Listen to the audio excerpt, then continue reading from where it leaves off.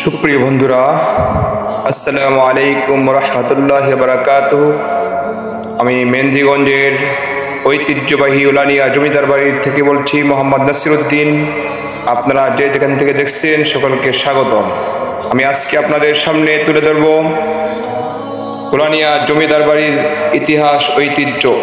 এখানে প্রবেশের পথেই রয়েছে একটি নান্দনিক মসজিদ, যা ইতিহাস ও ঐতিহ্যের প্রতীক, যা ৬টি লোহার খুঁটির উপর প্রতিষ্ঠিত। জাফরির কাজ রয়েছে, বিমের ছাদ রয়েছে, ৩ দরজা বিশিষ্ট এই মসজিদটি। মাঝের দরজাটি অনেকটা প্রশস্ত, অন্য দরজা থেকে একটু বড়। এর গায়ে শিলালিপি রয়েছে। মূলত মুঘল রীতি অনুযায়ী মসজিদটি নির্মাণ করা হয়েছে। ভিতরে ও বাহিরে গাত্রে জ্যামিতিক লতাপাতা ফলের নকশা রয়েছে। মসজিদের ভিতরের মেহরাব খুবই আকর্ষণীয় কারুকার্যের, যা দেখলে মন জুড়িয়ে যায়।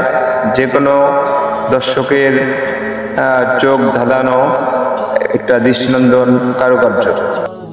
মসজিদের উপরে যেই গম্বুজগুলো রয়েছে, গম্বুজগুলো দেখেন কতটা কারুকার্যপূর্ণ, দৃষ্টিনন্দন, মন জুড়িয়ে যায়। যা দেখার মতো একটা দৃশ্য। কত সুন্দর লাগছে, কত ভালো লাগছে। উপরের যেই 3টা গম্বুজ রয়েছে, 3টা গম্বুজের মাঝের যেই গম্বুজটা, সেটা কিন্তু খুবই সুন্দর লাগছে। সেটা বড় এবং দেখতেও খুব ভালো লাগছে। পাশের 2টা হলো একটু ছোট।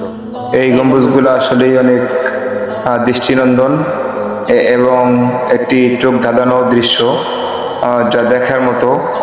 যে কোনো দর্শক দেখে মুগ্ধ হবে। এই গম্বুজগুলা মাথা উঁচু করে দাঁড়িয়ে আছে আজকে শত শত বৎসর পর্যন্ত, যা আমাদের জন্য একটি ঐতিহ্যের, একটি ইতিহাসের। যেই সামনে মেহরাবটা রয়েছে, এটাও কিন্তু খুব দৃষ্টিনন্দন। এরপর মসজিদের সিঁড়ি উপরে উঠলে আপনারা দেখতে পাবেন যে সেই গম্বুজগুলার যে মঠগুলো রয়েছে কতটা দৃষ্টিনন্দন, কতটা চমৎকার। যা যেই সম্রাট শাহজাহান যে তাজমহল নির্মাণ করেছে ভারতের আগ্রায়, সেই তাজমহলের মতো অনেকটাই সেই তাজমহলের সাদৃশ, যা দেখলে মন জুড়ে যায়। এরপর এর পিছনে রয়েছে মসজিদের পিছনে কবরস্থান রয়েছে। তো মসজিদের পিছনের যে ছাদটা, সেটাও কিন্তু খুব সুন্দর লাগে, পিছন থেকে খুব ভালো লাগে। দেখলে মন জুড়িয়ে যায়, দেখার মতো দৃশ্য। তারপরে আমরা সামনে গেলে এই যে এটা হলো একটা ডাক বিভাগের অফিস, এটাও একটা ঐতিহ্য, এই যে ডাক বিভাগ। এরপরে পাশেই রয়েছে হাসপাতালটাও খুব দৃষ্টিনন্দন। এখানে অনেক রোগীরা আসেন, চিকিৎসা নেন। এরপরেই একটু পাশেই রয়েছে একটা ভবন রয়েছে ছোট্ট, সেটা একটা এখন মাদ্রাসা হিসেবে ব্যবহৃত হচ্ছে। এখান থেকে একটু সামনে গেলেই যে মূল ফটক, অনেকে জাতীয় ও আন্তর্জাতিক পর্যায়ে গুরুত্বপূর্ণ পদে কর্মরত। তাদের মধ্যে রয়েছে প্রয়াত প্রখ্যাত কলামিস্ট আব্দুল গাফফার চৌধুরী, যে অমর সৃষ্টি তার যে আমার ভাইয়ের রক্তে রাঙানো 21শে ফেব্রুয়ারি আমি কে ভুলিতে পারি, যতদিন এই বাংলাদেশ থাকবে ততদিন এই গান থাকবে। তো তারপরে রয়েছে প্রয়াত বাংলা সাহিত্যের শক্তিমান কবি আসাদ চৌধুরী। তারপরে রয়েছে প্রয়াত নাট্যকার আতিকুল হক চৌধুরী। তারপরে রয়েছে মরহুম বিচারপতি আব্দুর রহমান চৌধুরী। মরহুম বিচারপতি জুবাইর রহমান চৌধুরী, বাসা সৈনিক বাহাউদ্দিন চৌধুরী প্রমুখ। প্রায় 300 বছর আগে নির্মিত, যা আজও মানুষকে আকর্ষণ করে। এটি বর্তমানে সরকার এটার পুরাকীর্তি হিসেবে ঘোষণা করেছেন, সংরক্ষিত এলাকা হিসেবে ঘোষণা করেছেন।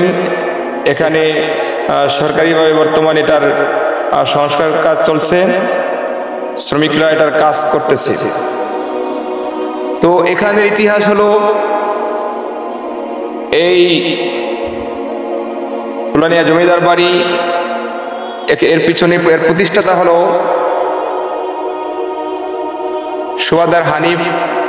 সুবাদার মোহাম্মদ হানিফ। তো সে এই ভারতীয় উপমহাদেশের ছিলেন না, তার পঞ্চম পূর্বপুরুষ শেখ মোহাম্মদ আসাদ আলী ভাগ্যান্বেষণে সুদূর পারস্য থেকে ভারতবর্ষে এসেছিলেন। তিনি প্রথমে অযোধ্যায়, পরে মুর্শিদাবাদে বসতি স্থাপন করেন। তো সেখান থেকে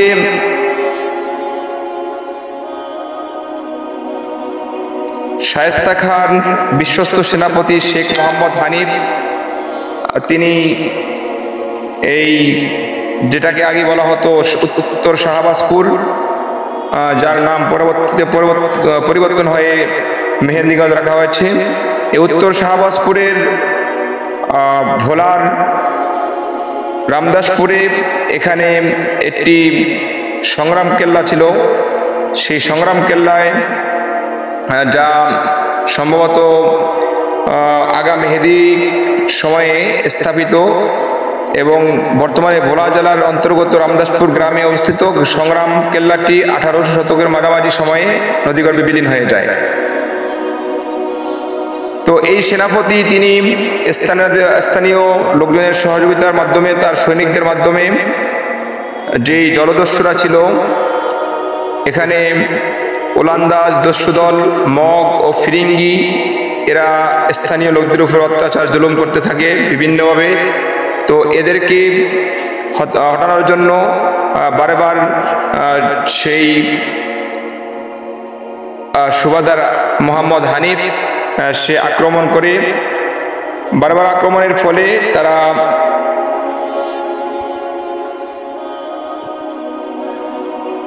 নিস্তেজ হয়ে যায়, তারা এখানে আর টিকতে পারে না। এই বীরত্বের পুরস্কার স্বরূপ শায়েস্তা খান শেখ মোহাম্মদ হানিফকে সংগ্রাম কেল্লা এবং এই অঞ্চলের সুবেদার নিয়োগ করেন। সেখান থেকে একটু দূরে সরে কালীগঞ্জের কাছাকাছি উলবন আবাদ করে বসতি স্থাপন করেন। এটি সেই উলানিয়া জমিদার বাড়ি। আনুমানিক 1700 শতাব্দীতে প্রতিষ্ঠিত হয় এই উলানিয়া জমিদার বংশের।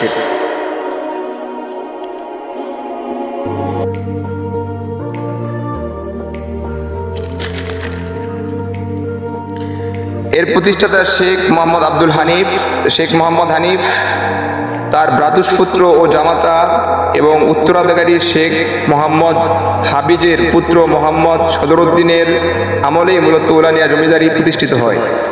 তার 3 পুত্র ছিল, নয়া রাজা চৌধুরী, কালা রাজা চৌধুরী, হাসান রাজা চৌধুরী। তাদের সময়ই বসত বাড়িটিকে উঁচু প্রাচীর ঘেরা দুর্গের মতো করে নির্মাণ করা হয়।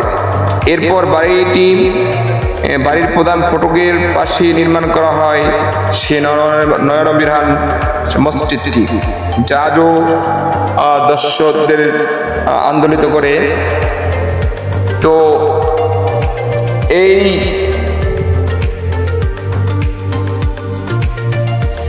অঞ্চলে সুবাদার মোহাম্মদ হানিফ সে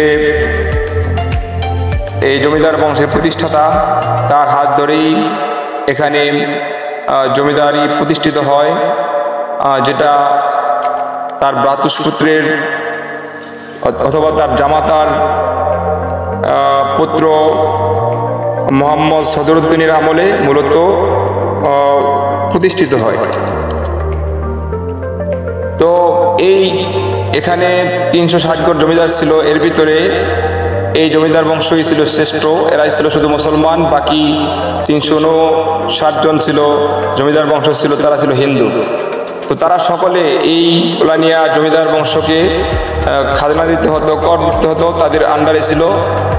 তো এখানে সেই থেকে আজ পর্যন্ত এই উলানিয়া জমিদার বাড়ি অনেকবার এটা প্রায় ধ্বংসপ্রাপ্তর পথে ছিল। সেখান থেকে সরকার এটিকে এই স্থানকে দর্শনযোগ্য করার জন্য এখানে বর্তমানে সংস্কার কাজ চলতেছে, শ্রমিকরা কাজ করতেছে। এটি বর্তমানে সরকারি আন্ডারে রয়েছে। এখানে কেউ এটার ধ্বংস অথবা এখানে কেউ এটার কোনো ক্ষতি করতে পারবে না। এটা সংরক্ষিত করা হয়েছে এবং ভবিষ্যতে এটা দর্শনার্থীদের জন্য আরও সুন্দর করে আকর্ষণীয় করে এখানে নির্মাণ করা হবে। এর পুরা যেই অতীত ইতিহাস রয়েছে সেগুলো তুলে ধরা হবে। সকলে এখানে মেহেন্দিগঞ্জে আসবেন, উলানিয়া জমিদার বাড়ি ভ্রমণ করবে। আজকের মতো এখানে শেষ করছি। আল্লাহ হাফেজ।